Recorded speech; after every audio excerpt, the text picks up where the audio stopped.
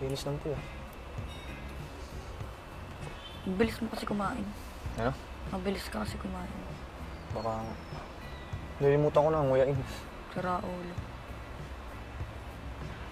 Siguro yung sitaw, hindi mo ginuyan. Wala. Marami akong pagsusubo eh. Kaya may iba talaga hindi nangunguya. Yun nga, kaya matagal kang tama eh. Sa akin, binabagalan ko na. Nalaka na dyan buyo na.